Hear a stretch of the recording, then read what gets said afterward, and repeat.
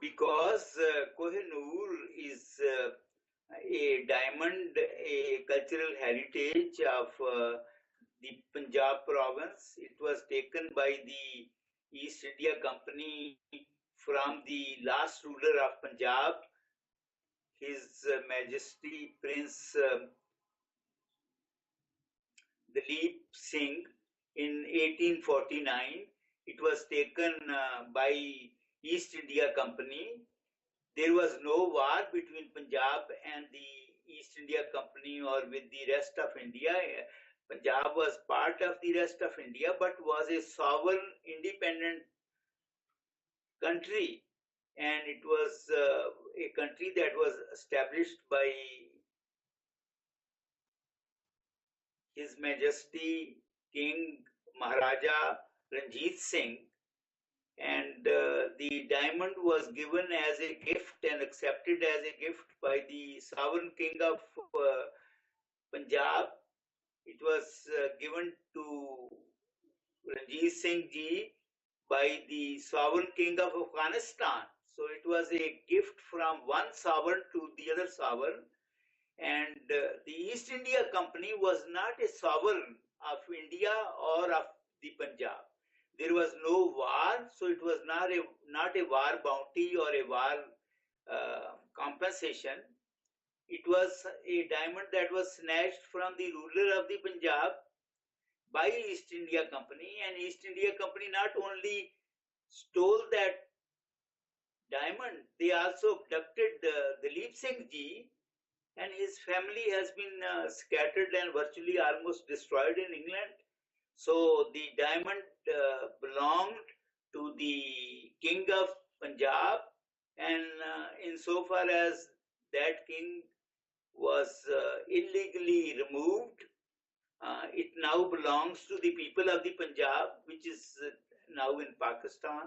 And in 1958, while I was a law student at the University of the Punjab, I raised this issue with the government of Pakistan, and I announced it to the world. It did make Agency France news in 1958, and I said that the government of Pakistan should ask for the restitution and return of the diamond.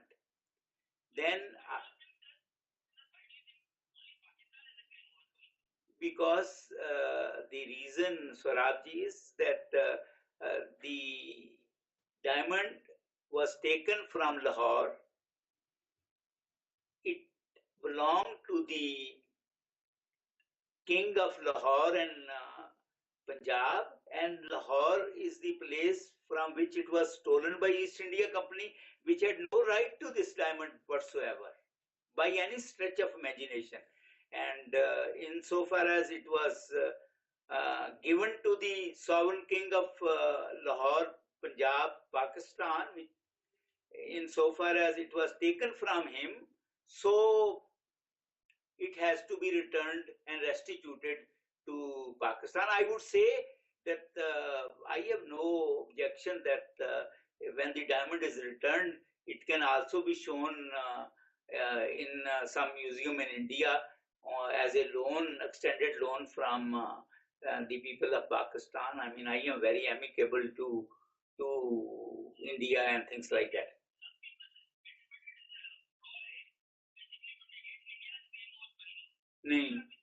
I negate that. I very respectfully state that that's not true, because that diamond was stolen by East India Company.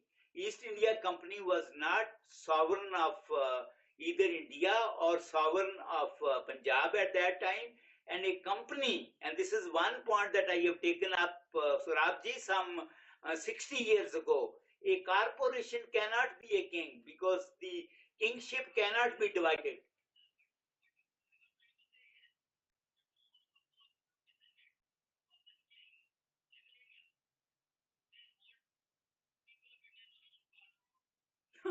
That is not true. The last authentic great granddaughter of His Majesty King Ranjit Singh lived in model town Lahore, and she donated all the art that she had inherited to the Lahore fort. And I would say one, I think, distant relative is running a small art gallery in London. So the once the king was illegally removed, that all the assets of that king belong to the people. They are not inherited. I mean, this is the law of war, and this is the law of inheritance, like that. And Pakistan has a superior claim, but I am very sympathetic that I would say that even after this diamond is restored and restituted to Pakistan, it can be shown in the British Museum for an extended period of time. It can be shown at the National Museum of Art in Delhi at a extended as an extended loan for a long period of time. It can be, as far as the experiencing of this diamond is concerned, that can be done by people in India, can be done by people in Pakistan, and done by the people in the United Kingdom, people of the world. I mean, we are living in a world without the walls. It's a matter of principle. The other thing is, Sorabji, I am not really interested in the monetary value of this diamond. I am only interested in it's a cultural heritage. क्या चीज जी?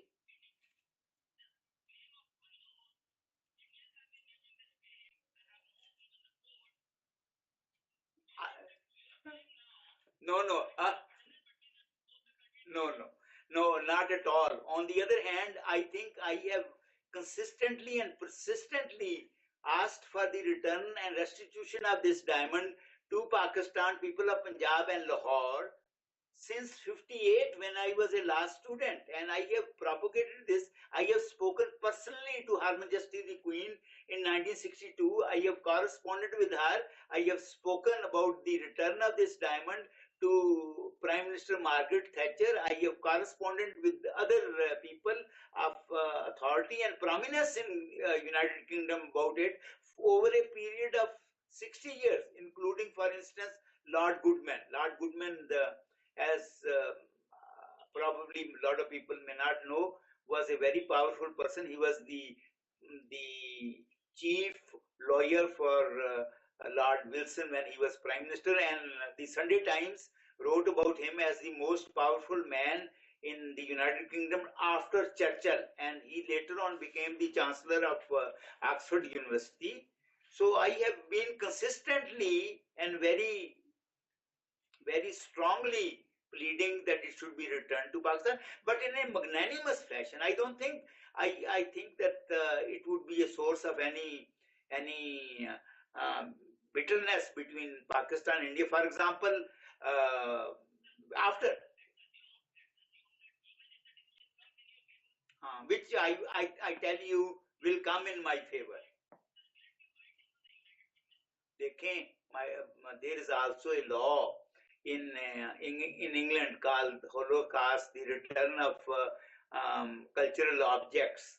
Under that, this diamond has to be returned, and the claim that was made by the Prime Minister of England, whom I have made a respondent, that it will empty the museums, is not a valid claim. It only goes against, I have written to him, he's one of the respondents, I have written to him that you are actually denigrating the museums of United Kingdom. You are just giving you are rather displaying the innuendo, and you are conveying the idea that the museums of the United Kingdom are filled with only stolen objects. I don't think that that is an accurate view.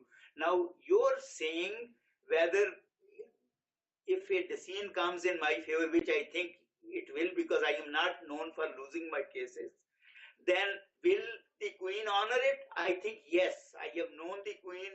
She is a very beautiful lady. She is a very gracious person. She is head of the Commonwealth. She is also, for example, the head of the Church of England, and she will value the values that Islam stands for. Islam is a peaceful religion. It's a religion of goodwill. And the one more thing that I want to say is that under the Pakistan law, nobody has any immunity or impunity, and nobody is above the law. And in the Holy Quran and in the Bhagavad Gita is stated that all people are created equal and they have to be treated like that. This concept of immunity, ji, which I am going to win. Ji.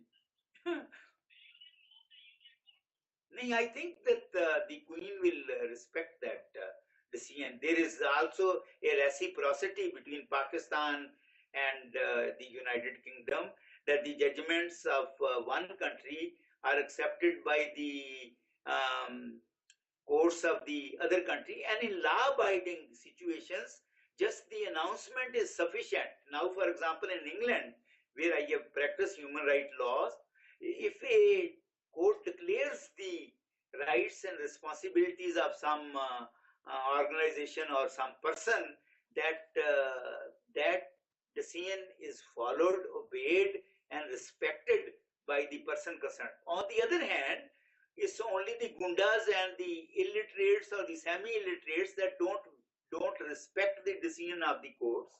The decision of the courts, of course, I don't know what the contention of the government of Pakistan would be, because I know that we have a prime minister whose two sons are now British citizens and have and they have I think money laundered over $5 billion out of Pakistan illegally.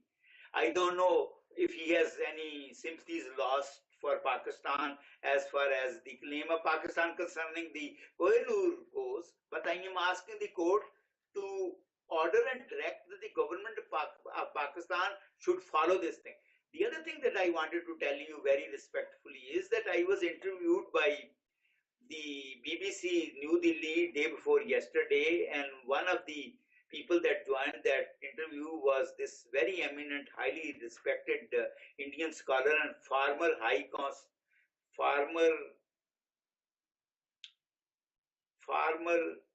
High Commissioner of India to London, and he stated, and I know him and he knows me, he stated that he raised this issue of return of the Kohinoor to India in around 1975-76. And you know what the British government's response was? They stated that they are not going to return this diamond. And in any case, Pakistan has a superior claim.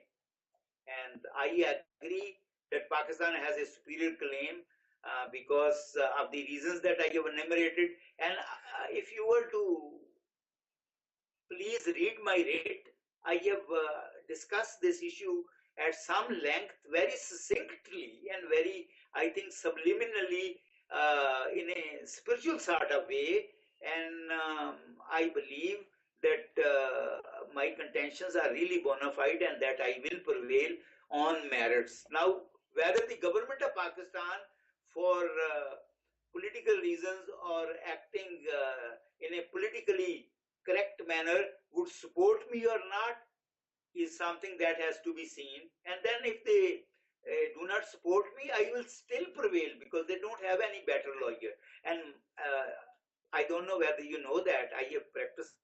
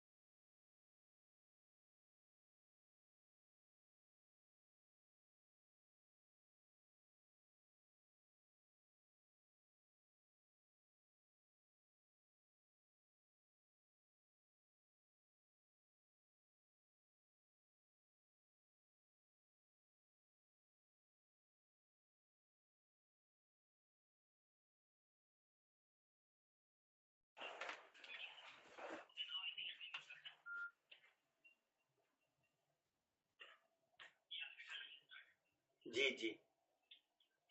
तो ये है,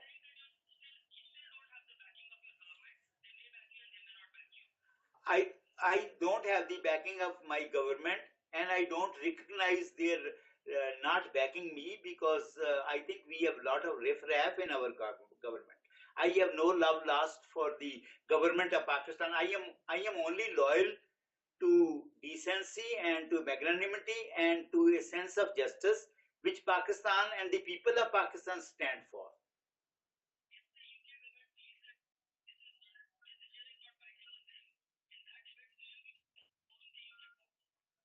No, I think they will, they will recognize the judgment of Pakistan court, and they can,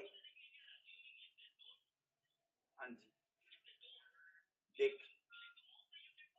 देखिए मेरी अर्ज सुने on that. What I am stating is that the normal course is that when a declaratory judgment is given by the Pakistani courts, then you have to move the courts in England to enforce it. But morally and otherwise, when a judgment is given for some reason and justification, the governments of the other country honor that.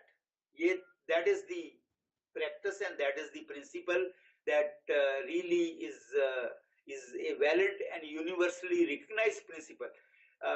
All over the world, it is happening now. For instance, Switzerland has started returning the money that was taken out of different countries in the south and elsewhere.